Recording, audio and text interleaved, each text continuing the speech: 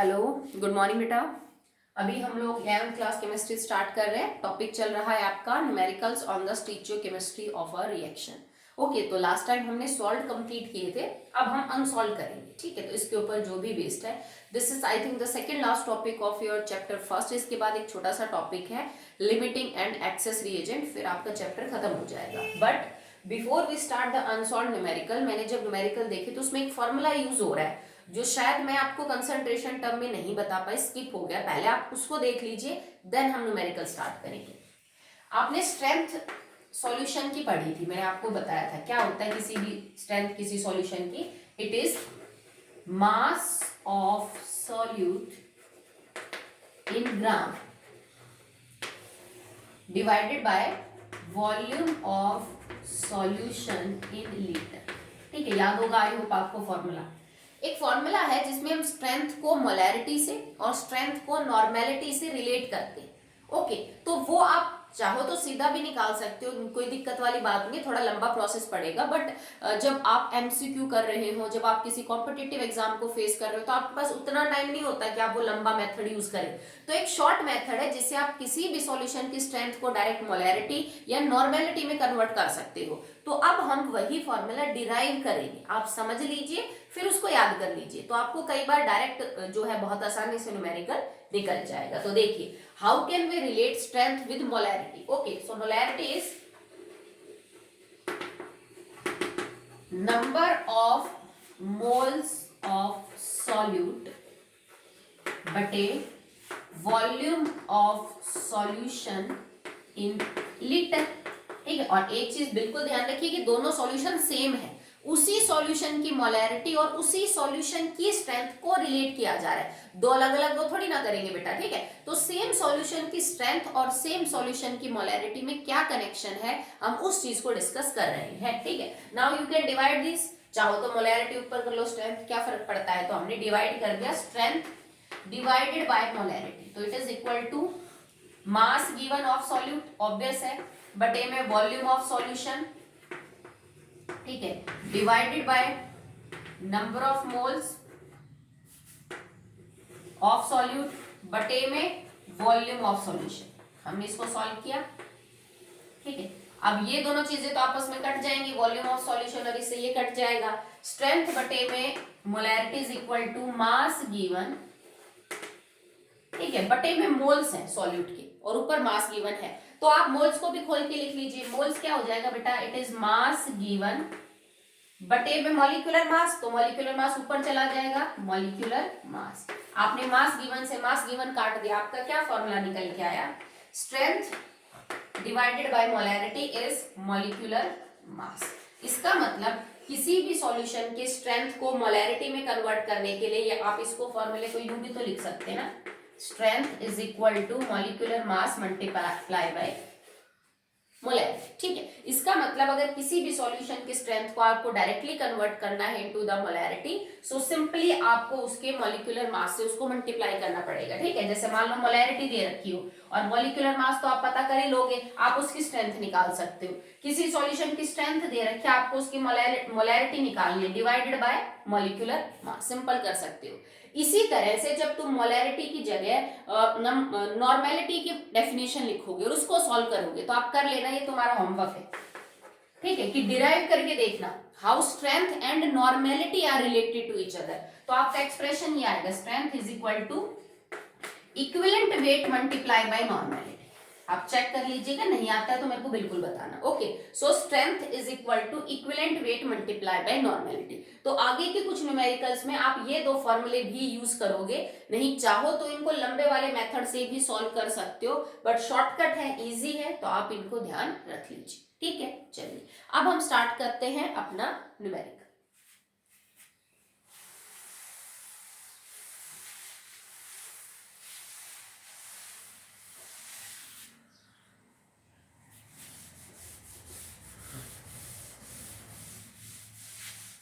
चलिए, now the first numerical is calculate the volume of hydrogen gas liberated, volume of hydrogen liberated at STP.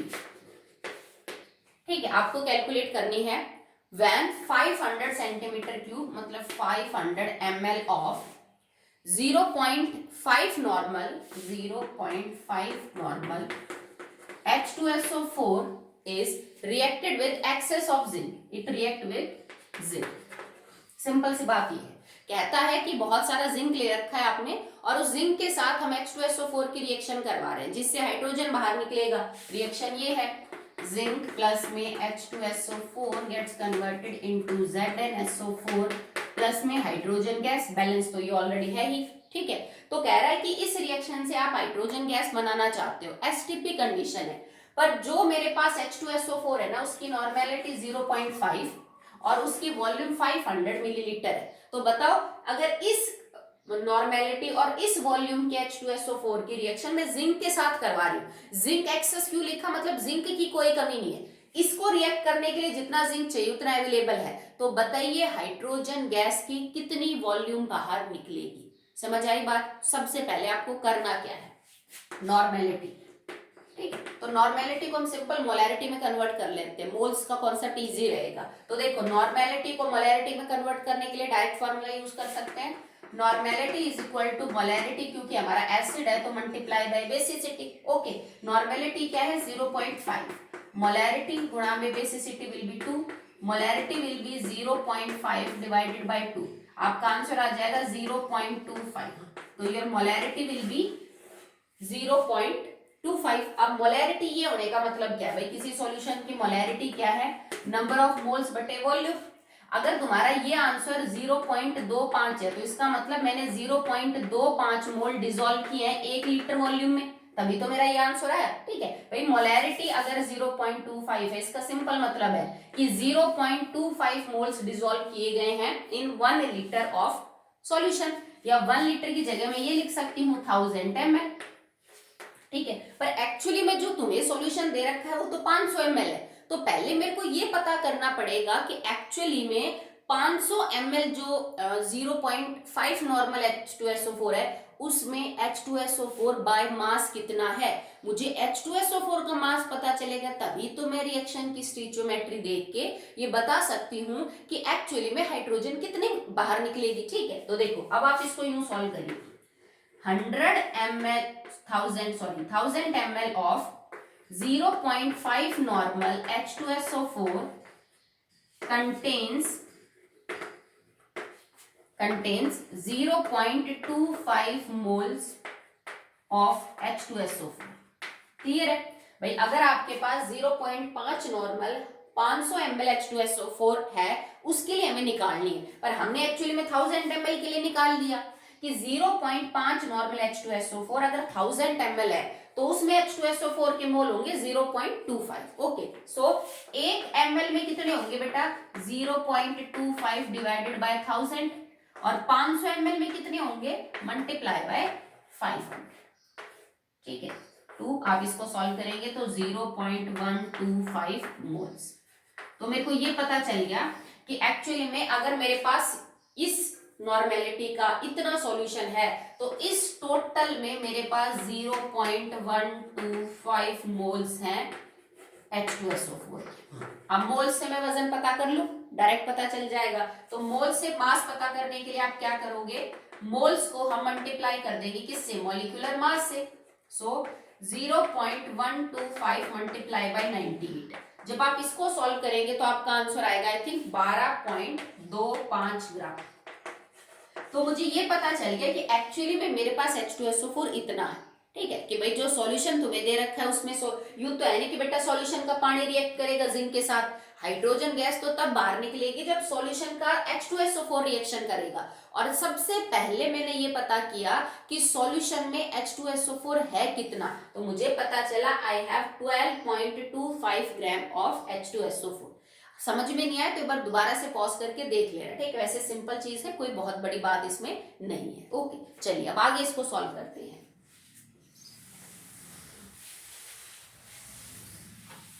अब equation की स्टीचियोकेमिस्ट्री को देखते हुए एक बार हम ये देखते हैं कि कितना ग्राम रिएक्टेंट कितने ग्राम प्रोडक्ट को जो है वो बना रहा है। तो देखो जिंक का हो जाएगा 65 ग्राम, भाई रिएक्शन बैलेंस ऑलरेडी, तो हमें ये पता चलता है कि 65 ग्राम रिएक्ट विद H2SO4 का 1 मोल 98 ग्राम, इसकी जरूरत ही नहीं है, हाइड्रोजन का है 2 ग्राम, तो मतलब ये भी अभी रिक्वायर्ड नहीं है क्योंकि जिंक का तो कुछ पूछ ही नहीं रहा। इन दोनों का रिक्वायर्ड है कि 98 ग्राम H2SO4 2 ग्राम जो है वो हाइड्रोजन रिलीज करता है। तो 1 ग्राम H2SO4 कितनी हाइड्रोजन रिलीज करेगा, 2 ग्राम बटे में 98, ओके। और आपके पास कितने ग्राम आया था, 12.25 ग्राम जो H2SO4 है वो कितनी हाइड्रोजन देगा, मल्टीप्लाई बाय 12.25 ग्राम। आपने इसको सॉल्व कर लिया, ठीक है। आपका आंसर क्या आएगा, चलिए चेक कर लेते हैं, ठीक है। That will B 12.25 divided by 49 ग्राम। ये मेरे को पता चल गया कि भाई अगर मेरे पास 12.25 ग्राम H2SO4 है तो वो इतने ग्राम हाइड्रोजन को जनरेट कर सकता है। पर ये पूछ रहा है कि वॉल्यूम बताओ एसटीपी पे, तो अब हम मोल कॉन्सेप्ट यूज करके इस मास को वॉल्यूम में कन्वर्ट कर देंगे। कैसे लिखोगे, एसटीपी कंडीशन पे हाइड्रोजन का 2 ग्राम जो है वो कितनी वॉल्यूम ऑक्यूपाई करता है, 22,400 मिलीलीटर, क्योंकि मिलीलीटर में दे रखा था तो हमने मिलीलीटर में ले लिया। 1 ग्राम कितनी वॉल्यूम ऑक्यूपाई करेगा, 22,400 डिवाइडेड बाय 2 ग्राम, और उतने ग्राम हाइड्रोजन कितनी वॉल्यूम ऑक्यूपाई करेगी, सो 12.25 डिवाइडेड बाय 49 कितनी वॉल्यूम ऑक्यूपाई करेगी, multiply by 12.25 and divided bye 49।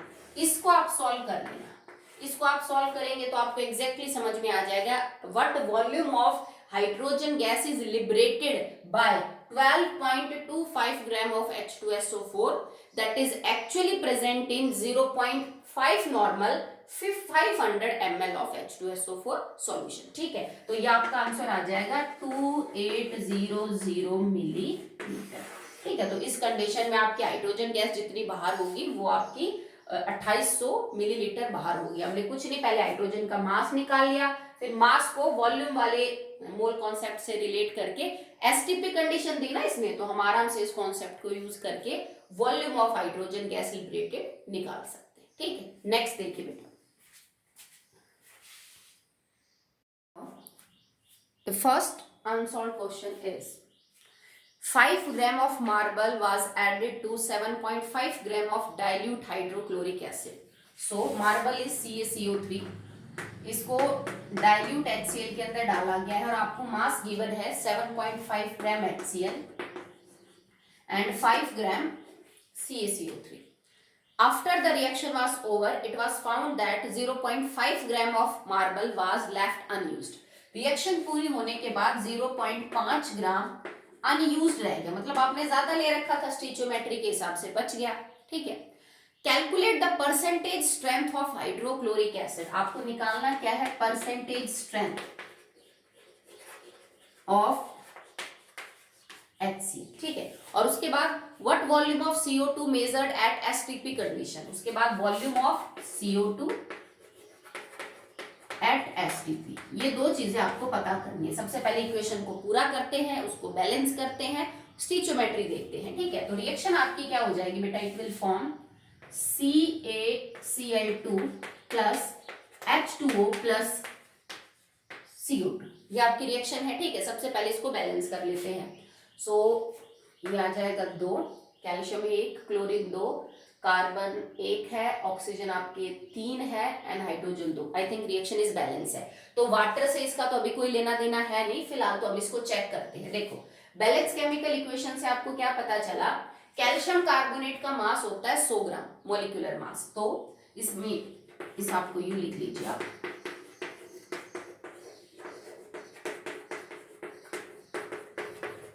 ठीक है। मॉलिक्यूलर मास है 100 ग्राम कैल्शियम कार्बोनेट के साथ रिएक्शन करने के लिए मुझे ये क्या चाहिए, 2 चाहिए। तो इसका मतलब एक्चुअली में कितना हो गया, एक HCl का मास होता है 36.5, 36.5, और आपको इसको क्या करना है, ट्वाइस करना है, तो आपका आंसर क्या आ जाएगा, दैट विल बी 73। तो 73 ग्राम मेरे को कितना चाहिए, HCl चाहिए। रिएक्शन की जो स्टिचोमेट्री है वो ये बताती है। एक्चुअली में तुमने ले कितना रखा है, ठीक है, 5 ग्राम ले रखा है, ठीक है। तो 5 ग्राम में से 0.5 तो बच ही गया, तो रिएक्ट कितना हुआ, 4.5 ग्राम। भाई 5 ग्राम टोटल लिया था, उसमें से 0.5 तो अनयूज्ड रह गया, तो एक्चुअली में मैंने 4.5 ग्राम खर्च किया CaCO3, तो अब मुझे ये पता करना है कि अगर 4.5 ग्राम कैल्शियम कार्बोनेट रिएक्ट हुआ तो उसके लिए HCl कितना खर्च हुआ। ठीक है, सो 100 ग्राम जो है उसके लिए 73 ग्राम चाहिए HCl, 1 ग्राम के लिए चाहिए 73 डिवाइडेड बाय 100 और 4.5 ग्राम कैल्शियम कार्बोनेट के लिए चाहिए गुणा में 4.5। इसको सॉल्व करेंगे तो आपका आंसर आ जाएगा 3.285 ग्राम।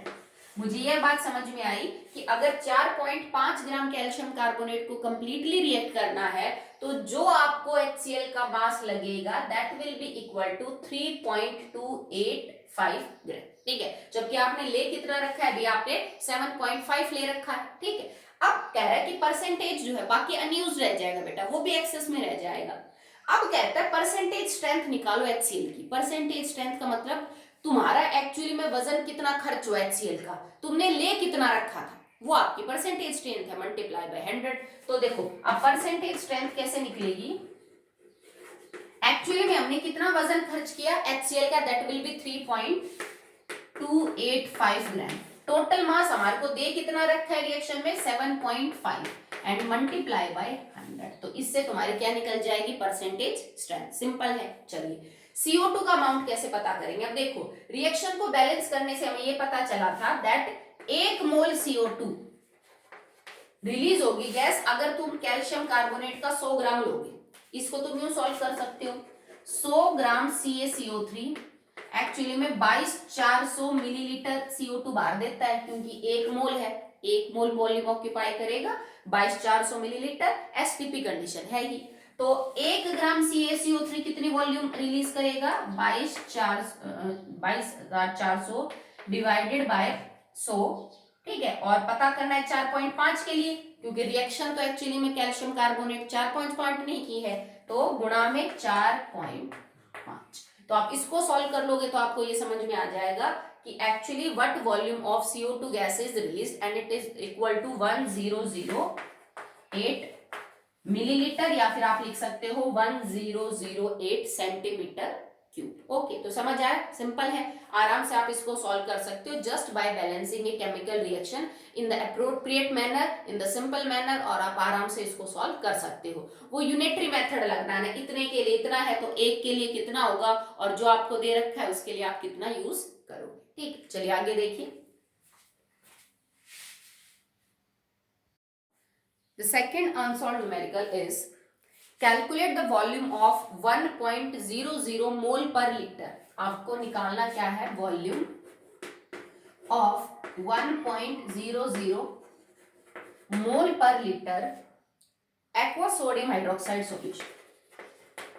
आपको वॉल्यूम निकालनी है NaOH सॉल्यूशन, अगर उसकी मोलैरिटी दे रखी, देखो मोल पर लीटर का मतलब मोलैरिटी है, तो आप इसको सिंपल लिख लो, इट इज 1 मोलर सॉल्यूशन है NaOH का, उसकी कितनी वॉल्यूम लगेगी ये निकालनी, किसके लिए, ठीक है, so that it neutralized by, neutralize हो सके किससे, 200 ml ऑफ 0. इसको भी ये लिख रखा है 2.00 मोल पर litre aqueous hydrochloric acid, aqueous acid. ये कह रहा है कि बेटा अगर मेरे पास एक्चुअली में 2 मोल पर लीटर, इसको भी आप लिख सकते हो 2 मोलर, अगर मेरे पास 2 मोलर HCl है जिसकी वॉल्यूम 200 ml है, मुझे न्यूट्रलाइज करवाना है इससे NaOH जो कि एक मोलैरिटी का है, तो बताओ इतनी वॉल्यूम HCl और इस मोलैरिटी का HCl कितने वॉल्यूम NaOH को न्यूट्रलाइज करेगा जिसकी मोलैरिटी ये हो। सिंपल सी बात, पहली चीज तो ये सॉल्व करनी है। सेकंड ये कहता है इसमें कि what will be the mass of sodium hydrochloride produce, और जब ये रिएक्शन होगी, न्यूट्रलाइजेशन होगा, तो कितना NaCl बनेगा। सबसे पहले तो हम इसमें सिंपल इक्वेशन यूज करते हैं, M1V1 is equal to M2V2। ठीक है, ओके, मैं पहले इसको सॉल्व कर लेती हूँ, फिर हम स्टिचोमेट्री पे चलेंगे। अब M1 मान लीजिए आप HCl के लिए मान रहे हो, तो HCl की मोलैरिटी क्या दे रखी है 2, वॉल्यूम क्या दे रखी है 200, M2 क्या दे रखा है 1, ठीक है, और सॉरी 1 सेकेंड, हाँ ठीक है, और ये इसकी वॉल्यूम तो निकालनी है, तो आपको निकालना है दैट इज V2। तो V2 आपके पास क्या आ जाएगा, that will be 2 multiply by 200 and divided by 1, that comes out to be 400। तो वॉल्यूम आ गई सीधी 400 ml। ठीक है, तो इसका मतलब मुझे NaOH 400 ml चाहिए 1 मोलैरिटी का, तब जाके वो कंप्लीटली न्यूट्रलाइज कर सकता है 200 ml 2 मोलर HCl के सॉल्यूशन में। क्लियर है? चलिए अब ये क्या पता करवा रहा है कि रिएक्शन ये है आपकी NaOH plus HCl gets converted into NaCl plus में H2O। ओके, अब ये कहता है कि what mass of NaCl will be produce, कि कितना NaCl का जो वजन है वो प्रोड्यूस होगा, आप ये बताइए। तो आप क्या करोगे, ये वाला डाटा यूज कर लो, 200 जो लिख रखा है ml ऑफ 2 मोलर HCl, इससे आप पता कर सकते हो कि NaCl कितना बनेगा। ये समझ में आ गया? नेक्स्ट देखिए, सबसे पहले आप ये पता करिए दैट 2 मोलर HCl सॉल्यूशन का मतलब है, सिंपल सी बात, 2 moles HCl in 1000 millilitre of solution. Clear है भाई? 2 मोलैरिटी का मतलब है 2 मोल HCl 1000 ml ऑफ सॉल्यूशन। इसका मतलब ये है कि 1000 ml HCl का सॉल्यूशन जो है वो रखेगा 2 मोल HCl, तो 1 ml सॉल्यूशन रखेगा 2 बटे में 1000, और ऐसा सॉल्यूशन हमारे पास 200 ml है, तो 200 ml कितने मोल रखेगा, गुणा में 200। ठीक है, that will be 2/5 and it is equal to 0.4 moles. मेरे को ये बात पता चलेगी कि एक्चुअली इस मोलैरिटी के इतने मिलीलीटर HCl के सॉल्यूशन में इतने मोल प्रेजेंट है।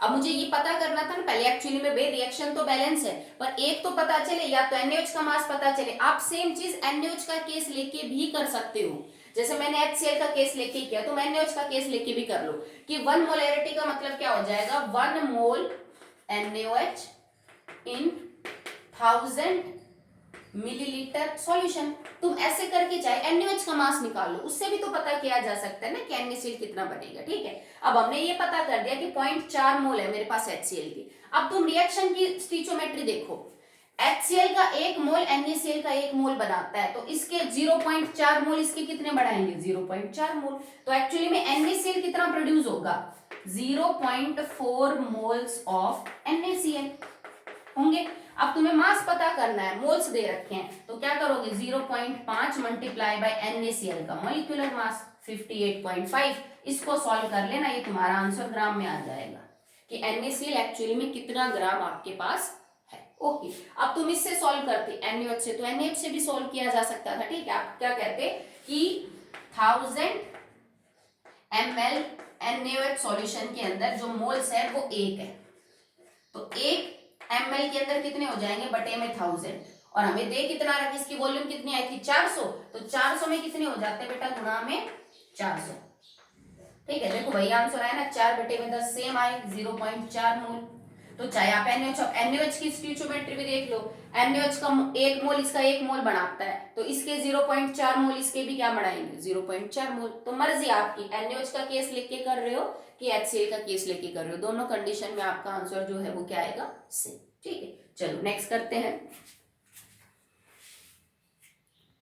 Next unsolve numerical is unsolve numerical 4th। एक मैंने आपके लिए छोड़ा है, टोटल 4 ही न्यूमेरिकल थे अनसॉल्व, तो 3 मैं करवा दूंगी, एक आप घर पे करके देख लेना। ओके, तो numerical is how many millilitres of, आपको वॉल्यूम पता करनी है एक्चुअली में, वॉल्यूम इन मिलीलीटर कितनी आपको चाहिए of 0.5 molar H2SO4, okay, to dissolve 0.5 gram of copper second carbonate.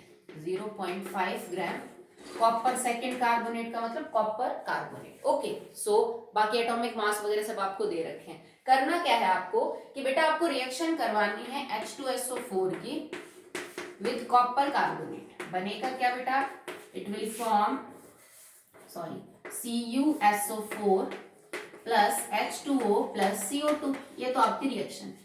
ठीक है, अब सबसे पहले अगर आप रिएक्शन को बैलेंस करेंगे, आई होप ये ऑलरेडी बैलेंस है, H2 Cu C1O3, I think balance है। ठीक है, तो रिएक्शन इज बैलेंस।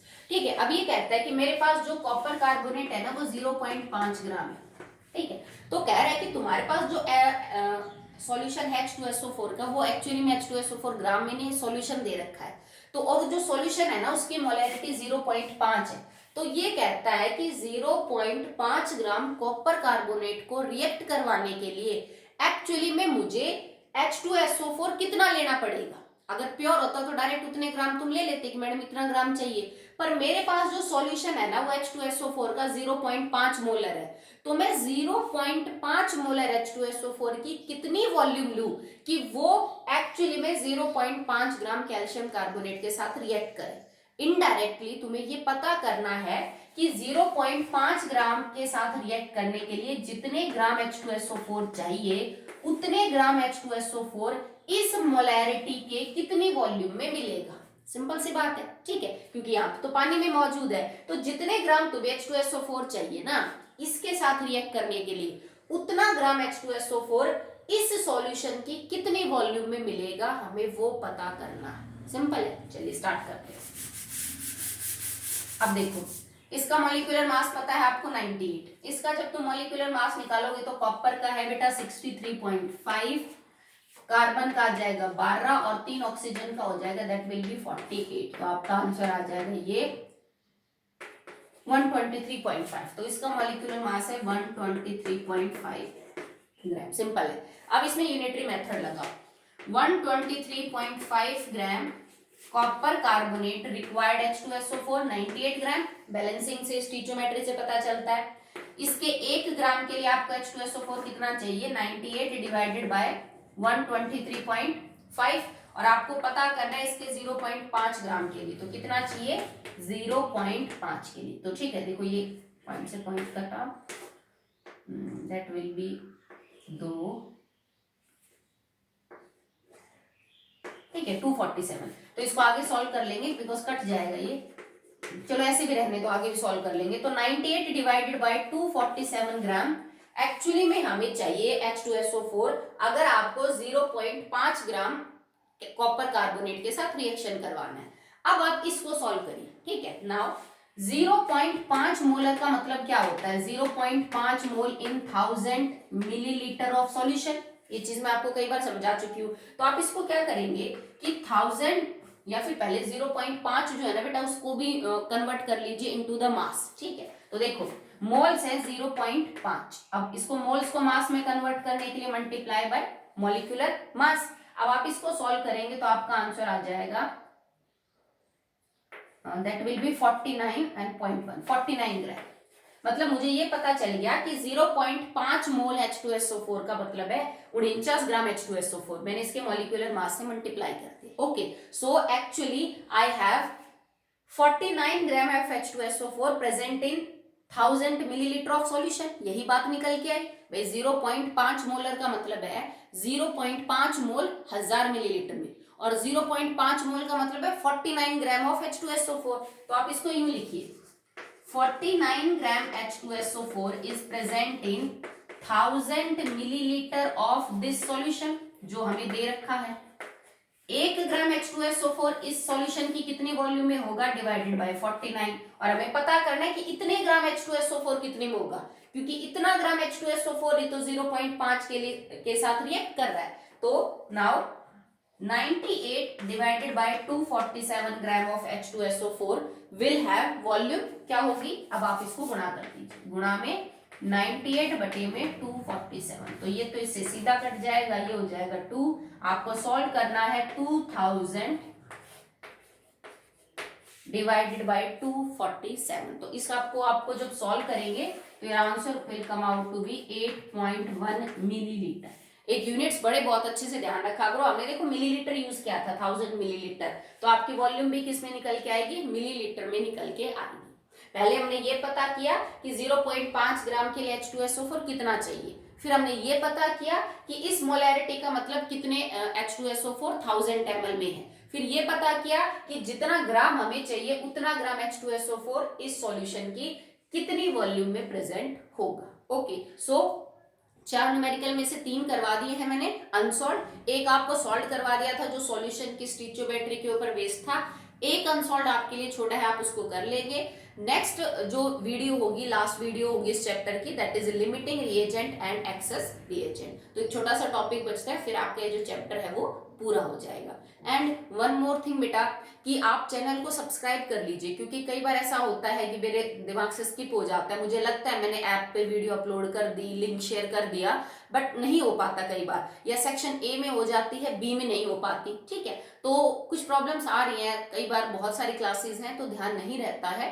तो आप चैनल को सब्सक्राइब कर लीजिए, ताकि जब भी कोई वीडियो अपलोड हो आपको तुरंत नोटिफिकेशन मिल जाए। और सेकंड, उसका प्लस पॉइंट ये भी होता है कि मान लीजिए मैंने कल की वीडियो आज शाम को 5 बजे अपलोड कर दी, तो मैं ऐप के ऊपर तो वो कल सुबह ही डालूंगी। तो अगर आप करना चाहते हो होमवर्क, आपके पास बाकी काम नहीं है, आप एक्स्ट्रा करना चाहते हो, तो आप कल का होमवर्क आज भी कर सकते हो, अगर आपको वीडियो जो है वो मतलब टाइम से मिल जाती है। मैं जब अपलोड करूं तभी आपको पता चल जाए, तो आपको कल तक के लिए वेट करने की जरूरत नहीं है।